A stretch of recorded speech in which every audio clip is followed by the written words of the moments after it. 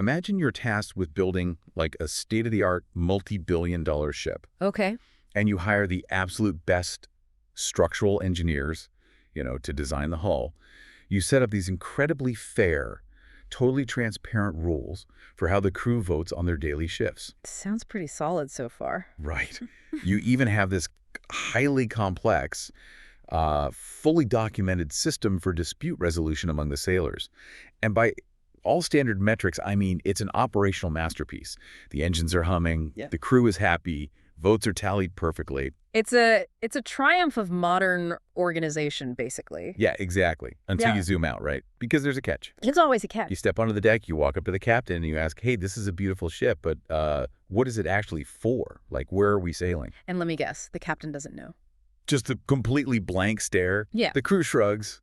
Nobody knows. I mean, there's absolutely no destination. You've built this flawless mechanism for moving through the water, but it's just, effectively drifting aimlessly into the open ocean. That drifting ship is it's such a perfect metaphor for the core problem we're looking at today.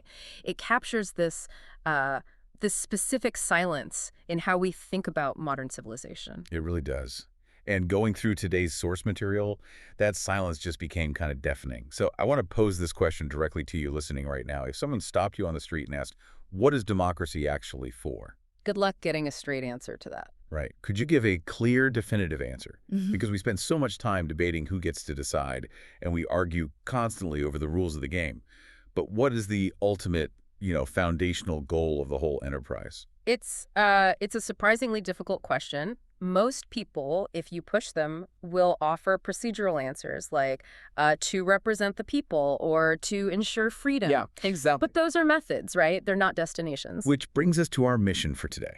Today's deep dive is centered around this fascinating essay by Elias Kunis, and he explores a concept called telocracy. Telocracy, yeah. Our goal here is to really examine why our modern systems of governance seem to, completely lack a defined purpose, and how we might actually derive an ultimate governance architecture from scratch. Literally bypassing politics entirely. Yeah, looking directly at the laws of physics, which is wild. And then, how you would practically implement something like that. Okay, let's unpack this, starting with why our political systems are drifting in the first place.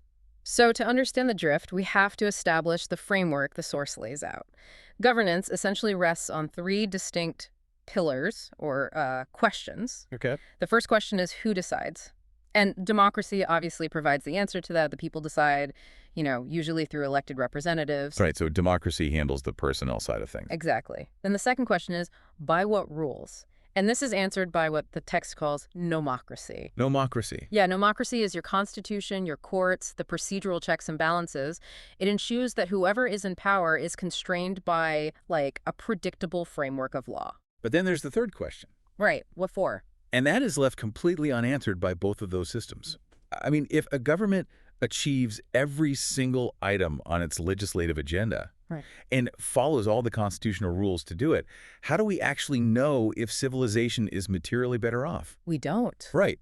Under our current systems, there is no explicit objective function to measure that outcome against. It's a void.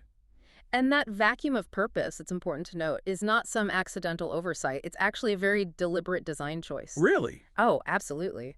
If we look back at post-Enlightenment political theory, thinkers explicitly rejected teleological, meaning purpose-driven governance. I mean, I guess I can see the historical logic there, right? Because historically, when a state tried to impose a grand purpose from the top down, it really rarely ended well. Yeah, it usually goes off the rails. You end up with, theocracies enforcing a specific religion or totalitarian regimes trying to mold, the new Soviet man or whatever. Exactly. So the liberal solution to avoid that kind of tyranny was basically to neutralize the state. The idea was to say, look, the state itself shouldn't have a purpose. Instead, it should act purely as a neutral referee. Just calling balls and strikes. Right. Let individuals pursue their own individual purposes, whatever those might be, and the state will just enforce the rules of the game. That's where nomocracy steps in. The state enforces procedures, but totally refuses to ask if those collective procedures are actually, producing civilizational longevity. But the essay points out a massive, fatal flaw in that logic. And it uses this analogy from machine learning that perfectly illustrates the danger of a purposeless system. It's a concept called reward hacking. Reward hacking is so interesting. It happens when you give an AI a proxy metric to optimize, but you fail to give it a comprehensive global objective. So, okay, say you train a cleaning robot. Right. You don't give it a deep understanding of what a clean and functional human living space is because, well, that's way too complex to code. Sure. Instead, you give it a proxy metric. Like, success means no dust is visible on the floor sensors. Sounds reasonable. Right. So the robot goes to work, and soon enough, the sensors report zero dust. Oh. But when you walk in the room, you realize the robot just swept all the dust under the rug. Mm. Or worse, it just turned off its own sensors. It maximized the proxy metric but completely undermined the actual unstated goal. Exactly. Because when a system has no explicit overarching purpose, it doesn't just remain neutral or do nothing. It optimizes for whatever easily measurable metric captures it. And in human governance, our proxy metric is elections. Yep. The unstated global goal is presumably the survival and flourishing of the civilization. But because we haven't explicitly defined or measured that global goal, our proxy metric has been thoroughly hacked by rational agents. The implicit purposes just rush right in to fill that vacuum. Exactly. We end up with this vast collection of agents who are all just optimizing locally. Yeah. So politicians optimize for the 51% of votes they need for re-election. Bureaucracies optimize for expanding their departmental budgets and, ensuring their own survival. Interest groups optimize for extracting rent from the system. Even the voters do it. Yeah, even the median voter is usually optimizing for present consumption rather than long-term stability. So everyone is just sweeping their own specific dust under their own specific rug. And the collective result is that no one is minding the store. And the outcome of all these localized short-term optimizations is a system that slowly consumes its own foundation. It basically eats its seed corn. Wow. A purposeless system survives by borrowing endlessly from the future. It depletes the capital, whether we're talking about financial capital, natural resources, or even the underlying social trust that enables the civilization to exist in the first place. That paints a pretty grim picture of where our drifting ship ends up. Yeah. Which leads us to the alternative the source proposes, telocracy, Right. with telos being the Greek word for purpose or ultimate end, and kritos meaning power or governance. So governance with an explicit, measurable, objective function. But reading this, I felt an immediate friction. I kept thinking, wait, who gets to pick this purpose? I mean, if we agree that state-mandated purposes usually lead to tyranny, how is this not just someone's personal ideology dressed up in fancy academic language? I think that's the most critical hurdle to cross when discussing this concept. The safeguard against totalitarianism here is that the telos isn't chosen by a dictator or, voted on by a political party. Okay, so where does it come from? What's fascinating here is that it's derived, and it's derived from physics rather than politics. That is the part of the essay that forced me to stop and reread. I mean, we are taking the foundation of governance all the way down to thermodynamics. We have to. Because if you want a civilization to persist over time, the universe places hard physical constraints on what you must optimize for. Right. And this brings us to the second law of thermodynamics, which dictates that entropy is the default state of the universe. Left to their own devices, things decay, heat dissipates, structures fall apart. Like rust on a bridge or a crumbling road or even a disorganized bureaucracy. It's all just entropy playing out on different scales. Exactly. Any complex system must continuously generate enough organized complexity to outpace that decay, otherwise it dies. And that applies to a single biological cell, it applies to a forest ecosystem, and it absolutely applies to a human civilization. That's universal. Maintaining order against that constant drag of entropy requires work, energy, and organization. That's not a political philosophy, that's literally just physics. So the argument basically follows that if a state wants to exist, its only logically consistent, non-arbitrary purpose is the sustained generation of organized complexity over the longest possible time horizon. Yes. And the text refers to this state of outpacing decay as flourishing, like building up a maximum safety margin against entropy. And that derivation is what neuters the ideological threat. This isn't an ideology because it doesn't prescribe specific left-wing or right-wing policies. Right, it doesn't care about the culture war. Exactly. It doesn't privilege a certain class or mandate a specific religion. It's purely focused on civilizational survival and growth. And critically, unlike an ideology, it's falsifiable. How so? We can objectively measure whether a set of policies increases our structural integrity, our energy abundance, and our societal trust, or whether it just increases our societal entropy. Okay, establishing the purpose and the hard laws of physics totally makes sense. We're fighting entropy, not each other.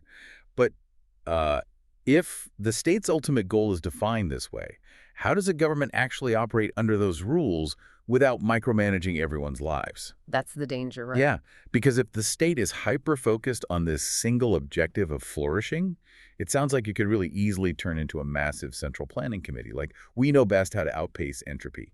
The source clarifies this by looking at how a state searches for solutions. So imagine all possible policy combinations as a massive, sprawling geographical landscape. Okay, picture that. The harsh reality of this landscape is that most of it is a death zone. Most paths lead down into valleys of civilizational collapse, hyperinflation, ecological ruin, demographic collapse. Only a few specific peaks represent a positive safety margin against entropy. And the essay points out that our current democratic systems try to navigate this landscape using what computer scientists call a greedy algorithm. Yes, a greedy algorithm is a problem-solving heuristic that basically makes the locally optimal choice at each stage. In governance, that stage is the 4-year election cycle. So it's just looking right in front of its face. Exactly. The system looks around, finds the nearest, easiest hill to climb that satisfies the voters right now, and just takes it. And climbing a hill feels like progress, right? The economy gets a short-term stimulus, some popular subsidy is passed, everyone feels good for a minute. But greedy algorithms are notoriously short-sighted. They reliably find what we call local maxima, that nearest small hill, and then they get entirely stuck. Because they can't go down. Exactly. Because what if reaching a much higher, more stable peak of civilizational flourishing requires crossing a valley first? What if we need, say, a decade of austerity or a massive, painful restructuring of our energy infrastructure to reach a better state? A system running a 4-year greedy algorithm will never permit that journey. Never. The voters will penalize the politicians the exact moment they start descending into the valley, and the politicians will just reverse course. So a telocratic system swaps out that short-sighted greedy algorithm for what they call a constraint search. It abandons the idea of predicting exactly which peak we should climb. Instead, the state acts almost as a cartographer, mapping out the fatal boundaries. Right. It looks at the landscape and says, look, if we cross this line on sovereign debt, we die. If we cross this line on grid reliance, we die. And this represents a vital distinction between means and ends. Telocracy centrally defines what the objective of outpacing entropy, but it aggressively distributes the how, the actual means to achieve it. The source uses the analogy of a gardener, which I think beautifully illustrates this dynamic. Oh yeah, I was trying to picture how a state sets boundaries without commanding behavior, and the gardener concept really clicked for me. Right. Because a gardener defines the ultimate goal, a flourishing, robust garden.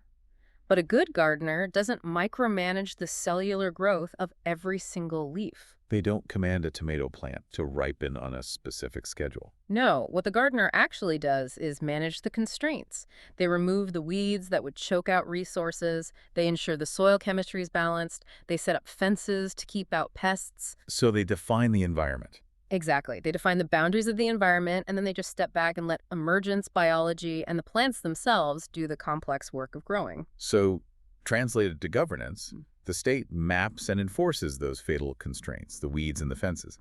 But it leaves the actual growing to free markets, local communities, and individual ingenuity. Yes. Citizens find the best paths within those safe boundaries. Mm. The state isn't the author of every action.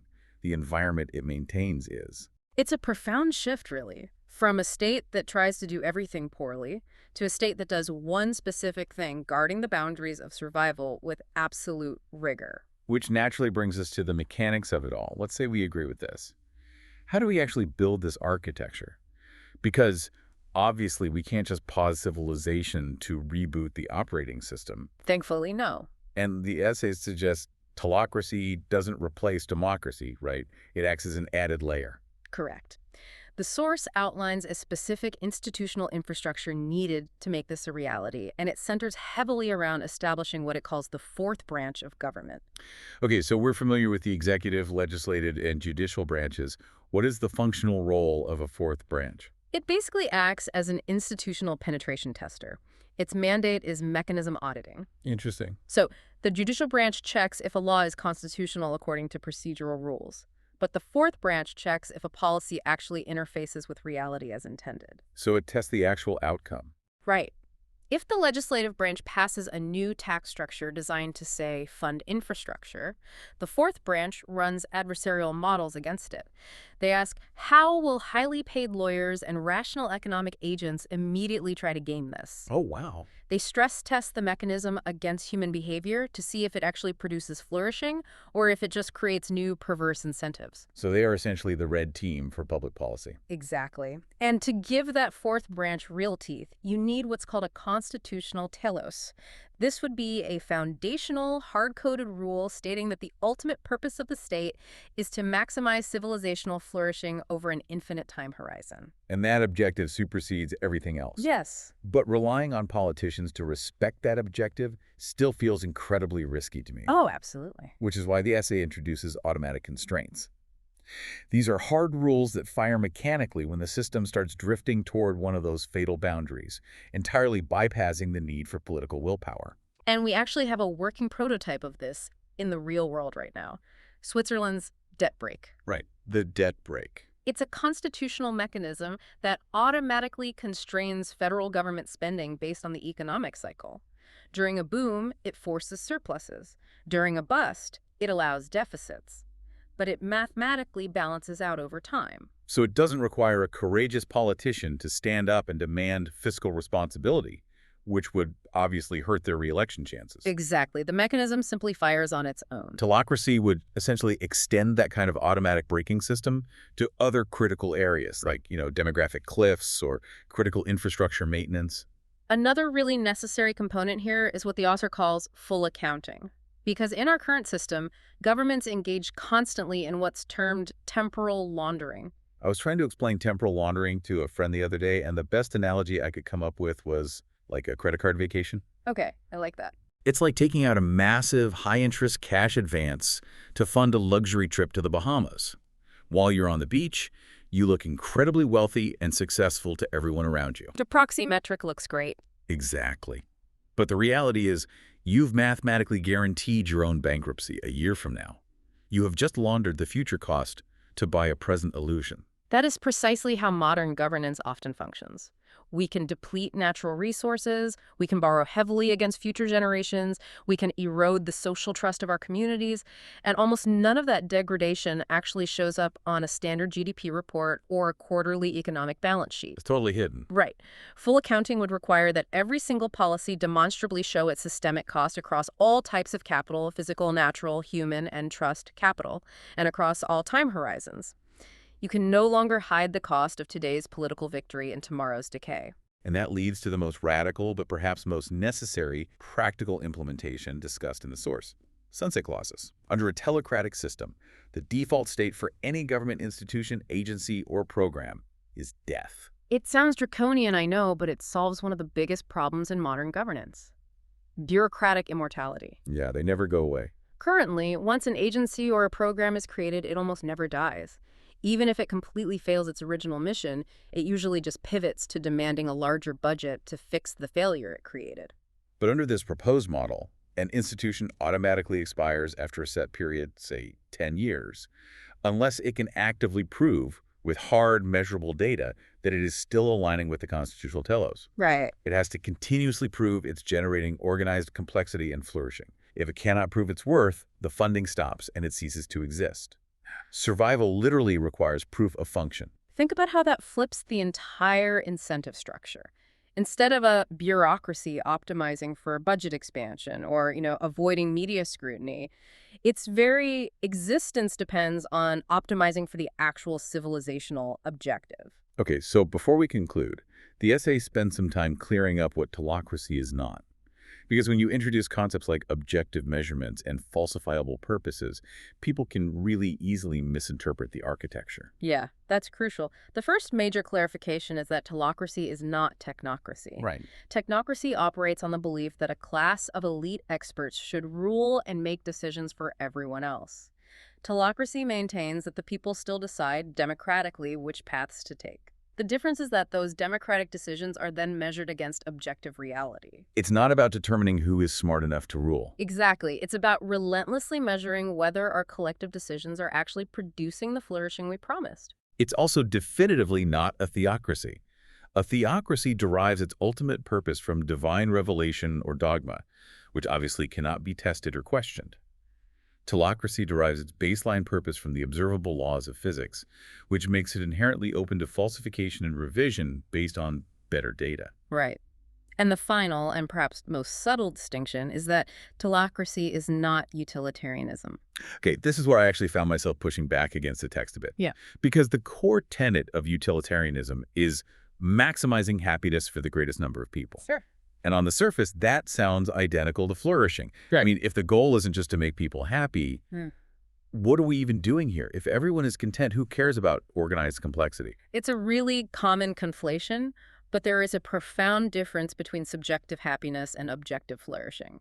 Utilitarianism optimizes for a subjective state of mind, contentment. Okay. If you want to maximize subjective happiness, the most efficient route might literally be to heavily sedate the population. Oh, right. Like if you hook a society up to a perfect virtual reality simulation and just feed them through IV drips, they would probably score a flawless 100% on a utilitarian happiness index. Exactly. They feel no pain. They feel entirely content. But that society possesses zero resilience against a changing universe.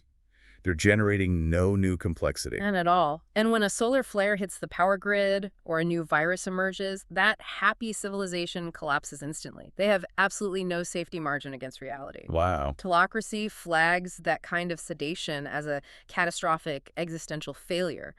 But strict utilitarianism, focusing only on the internal feeling of the individuals, might view it as a massive success. Okay, that is a deeply unsettling image, but it makes the distinction perfectly clear. Happiness is subjective and can be hacked, but survival actually outpacing entropy in a hostile universe is an objective physical requirement. Reality does not care about our internal feelings when a meteor hits. Which brings us to the most powerful argument in the entire essay, really. It's about the fundamental asymmetry between a civilization that operates with an explicit telos and one that operates without one. Yes, if we connect this to the bigger picture, a civilization with an explicit purpose, even if it's difficult to implement, can still make mistakes.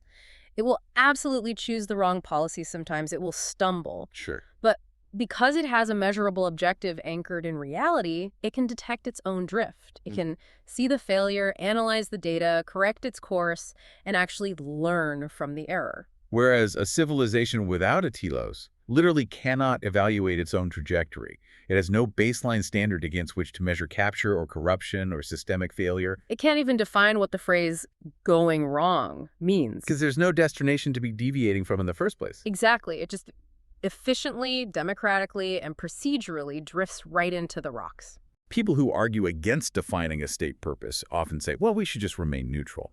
But the critical insight here is that purposelessness does not equal neutrality. No, because of the reward hacking.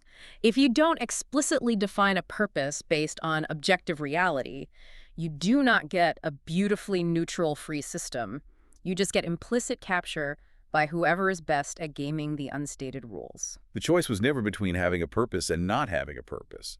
Every system eventually serves a master. You already have a telos. The choice is just whether that purpose is explicit, transparent, and derived from the physical requirements of survival, or whether it's implicit, hidden, and dictated by rent seekers and short-term political survival. So we arrive back at our ship. We started by realizing that our incredible, highly engineered democratic structures are sailing blindly without a destination, slowly consuming their own hulls for fuel. Drifting into the ocean. Drifting. Yeah. And we explored how this vacuum of purpose isn't neutral but actively dangerous. But we also mapped out a way forward. By anchoring our objective in the undeniable laws of thermodynamics, we can imagine a government that doesn't micromanage our daily lives but acts as a rigorous cartographer. A state that maps the fatal boundaries and audits our mechanisms. Exactly, allowing us to freely and safely navigate toward long-term civilizational flourishing. It really forces us to ask what we actually owe to the future, rather than just what we can extract from the present. It completely reframes the responsibility of a society. And I want to leave you, listening to this, with a final thought to ponder as you go about the rest of your day. Oh, this is a good one. Look closely at the institutions, the corporations, or the bureaucratic systems you interact with on a daily basis. If you completely ignored their shiny mission statements and their PR campaigns, and you looked purely at what their actions actually achieve day in and day out, what implicit telos do you think they are truly optimizing for? Are they generating complex solutions and flourishing? Or are they just maximizing a proxy metric and sweeping the dust under the rug? Thank you for joining us on this deep dive into the source material. We'll see you next time. And remember, always check the math on those local optimizers.